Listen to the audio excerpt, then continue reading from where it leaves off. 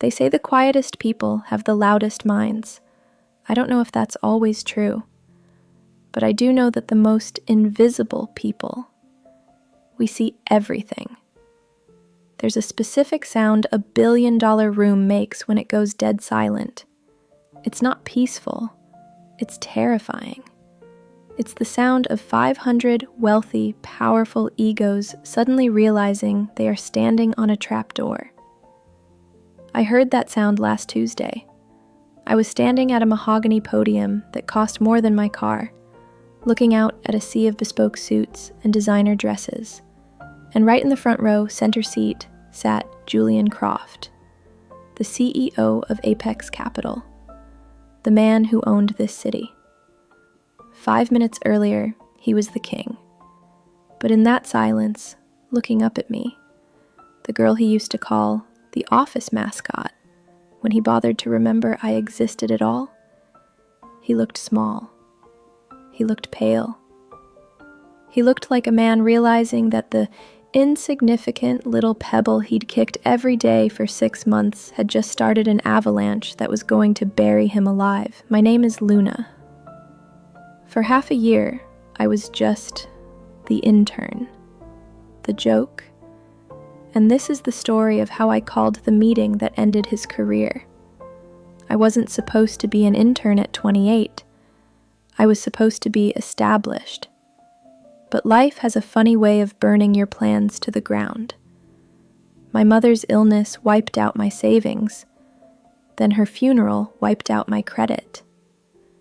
I had a master's degree in forensic accounting that felt useless when I was sleeping on my cousin's couch, desperate for any foothold back into the corporate world.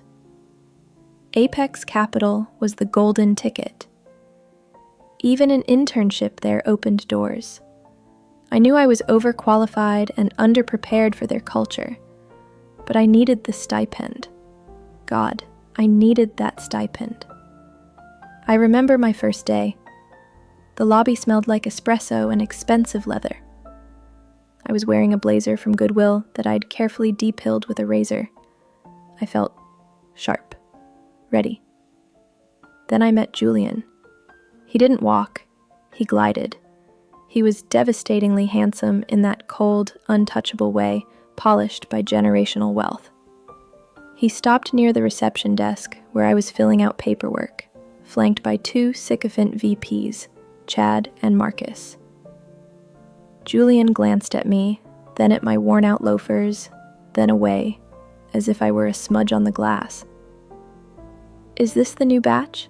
he asked, not addressing me, but the air around me. "The summer intern program, yes sir," the receptionist said nervously.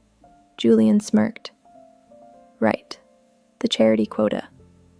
Well, try not to let them break anything expensive. And someone get me a double macchiato.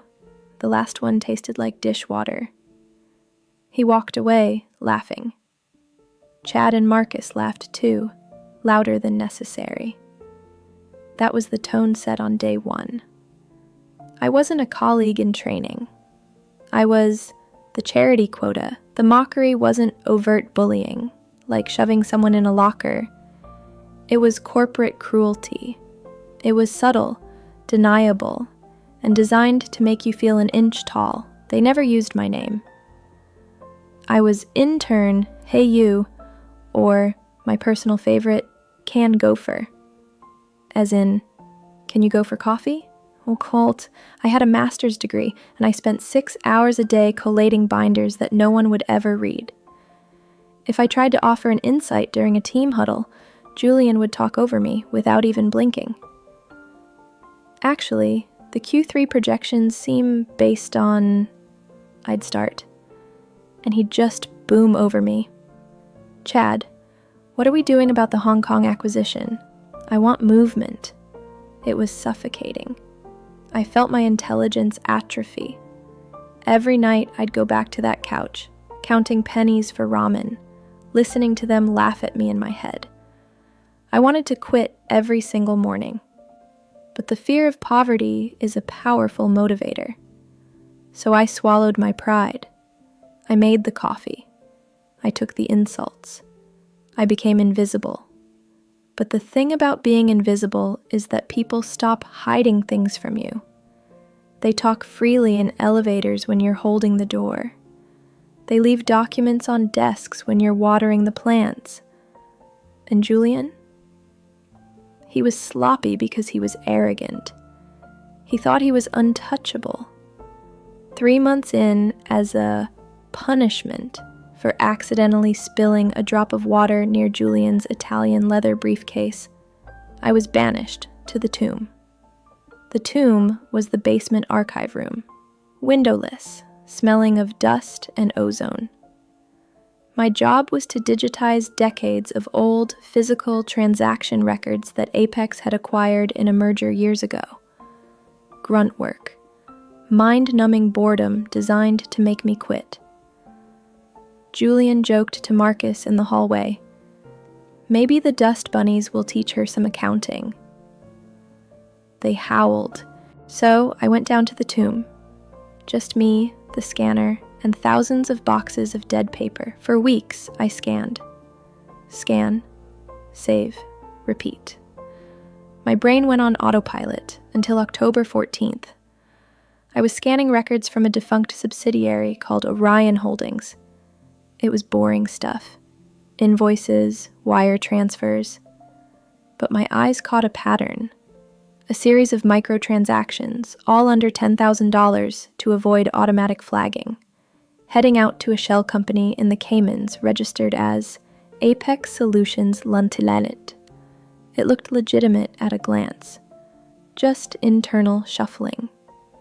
But I'm a forensic accountant. I see patterns in numbers the way some people see shapes in clouds. The dates didn't align.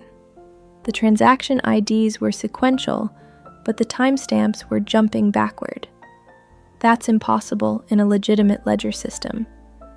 It meant someone was manually altering the records after the fact, trying to backdate transfers to cover holes in the current quarter's books. I stopped scanning. My heart hammered against my ribs in that silent basement. I started pulling more boxes. Not the ones I was assigned to, but the recent ones. The ones I wasn't supposed to touch. I stayed down there until 3 a.m. that night. I missed the last bus. I walked 4 miles home in the rain, shivering not from cold, but from adrenaline. Julian wasn't just an arrogant jerk. He was running a massive Ponzi-adjacent scheme. He was using new investor money to pay artificial dividends to old investors, skimming millions off the top into his Cayman shells, and using the old Orion subsidiary records to hide the debt. He was robbing everyone. The pension funds, the wealthy socialites, even his own sycophants like Chad and Marcus. Apex Capital was a hollow shell, painted gold by Julian's charisma. The next day, I was terrifyingly naive. I still believed in the system.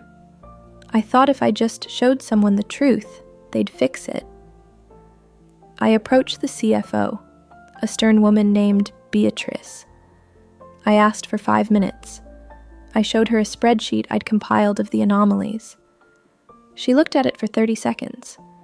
Then she looked at me over her reading glasses. "Luna, is it?"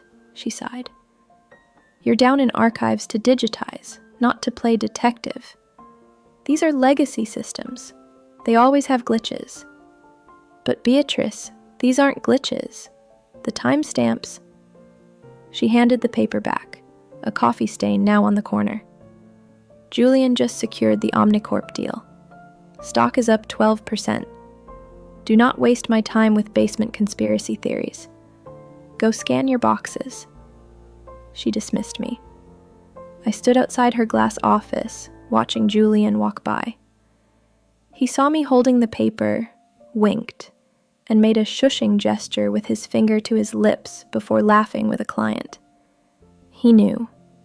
He knew I was digging, and he thought it was cute, like a hamster trying to chew through a steel cage. That wink broke something in me. It broke the fear, and it replaced it with cold, hard rage. They mocked me for being poor. They mocked me for being the help. They thought I was nothing because I didn't have their pedigree. Okay, Julian, you want me in the archives? I'll stay in the archives. I stopped trying to be visible. I embraced the shadows. I went back to the tomb, but I wasn't scanning anymore. I was building a weapon. I mapped the entire network of shell companies.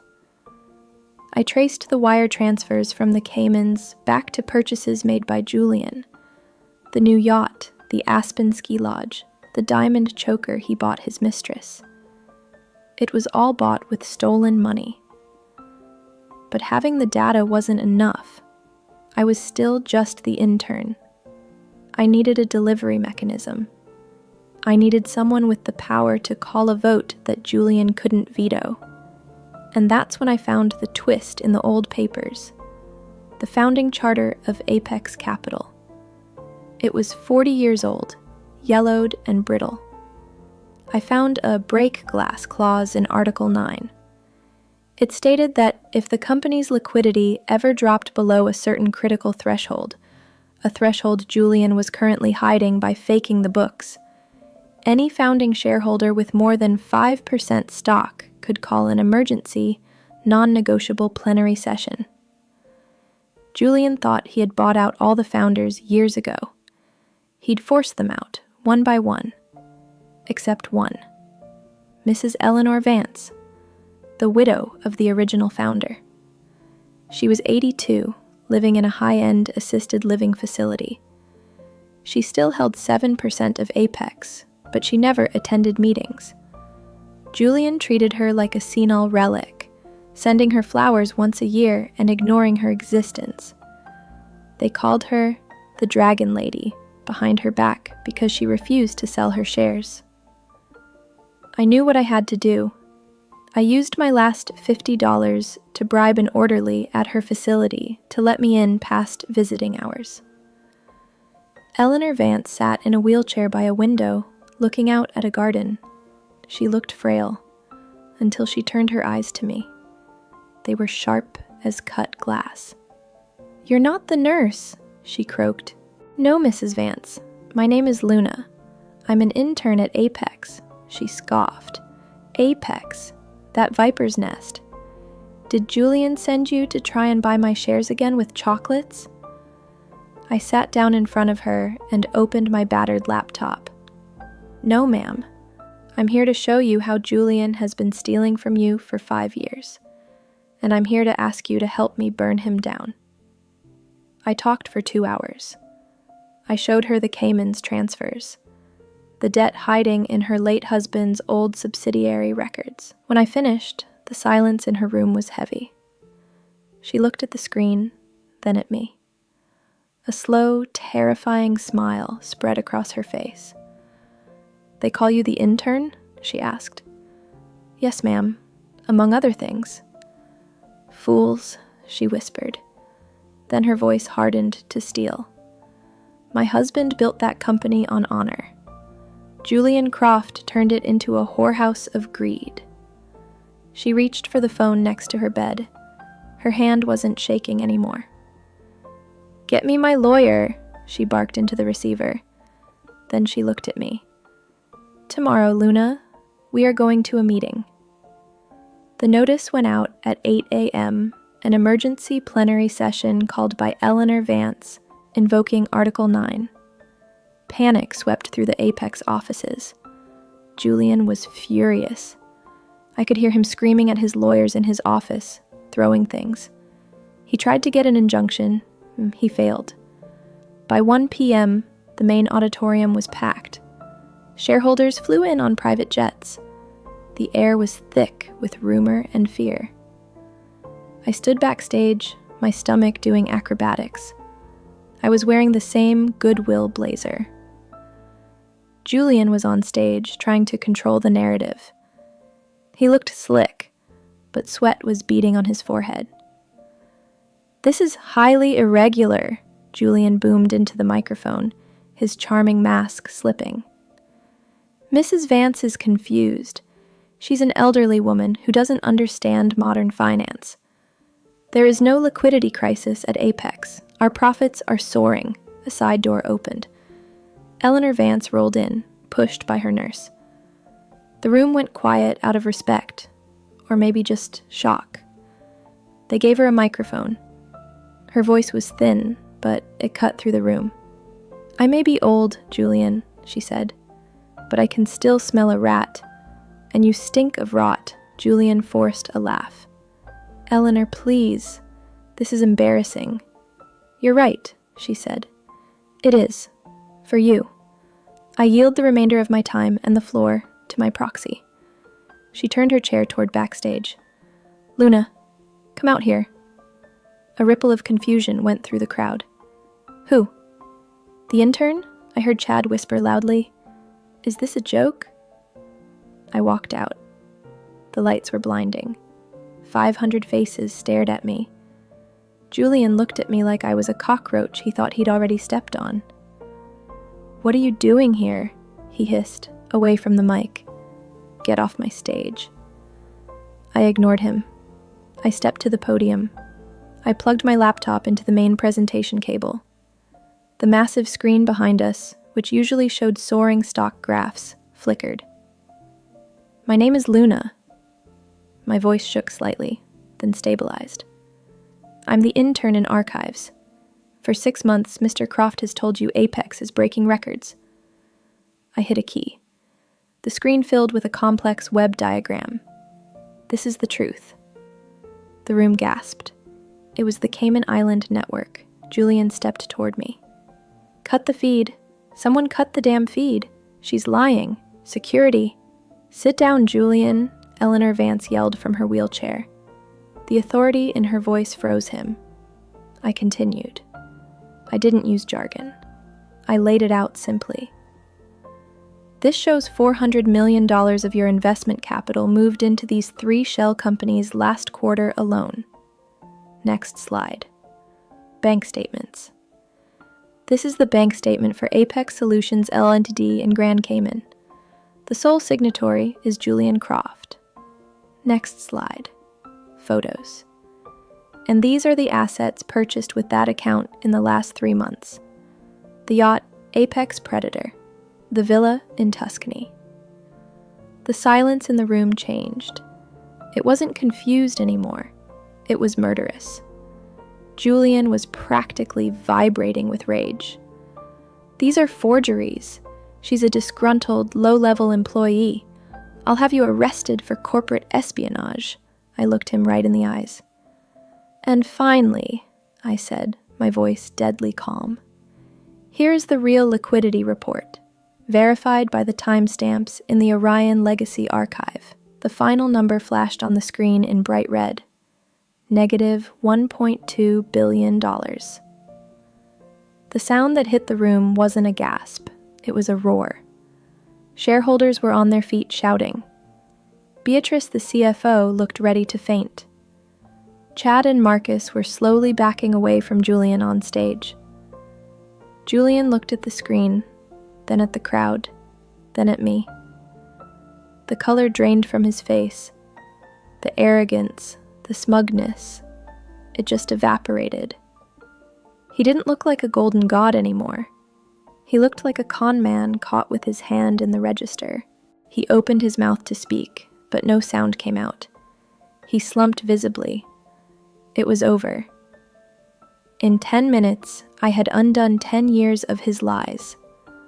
The next few hours were a blur of SEC regulators, lawyers, and shouting. Julian was escorted out of the building by federal agents before the sun set. He didn't glide this time. He walked with his head down. Apex Capital collapsed within a week. The scandal was global. I didn't get a big promotion. I didn't become the new CEO. That only happens in movies. I was fired, actually. Unauthorized access of data, the interim management called it, before they too were indicted. But Eleanor ensured I received a significant whistleblower bounty from the SEC. Enough that I never have to sleep on a couch again. Enough to pay off my mom's medical debts. I saw Julian on the news yesterday. He's awaiting trial, looking at 20 years. He looked old, broken. People ask me if it felt good, if revenge was sweet. Honestly, no. It felt exhausting. It was just necessary. They mocked me because they thought I had no value. They measured worth in Italian suits and Cayman accounts. But I learned something in the tomb. The truth doesn't care how expensive your suit is. The truth is just math. And eventually, the math always wins. I was just the intern who held the calculator.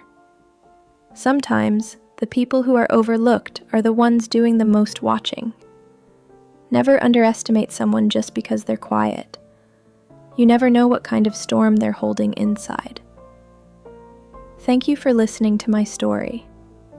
If you believe that justice, no matter how long it takes, is worth fighting for, please take a second to subscribe to Revenge Beyond Love and like this video. It helps us share more stories of people striking back against the odds. Until next time, keep your eyes open.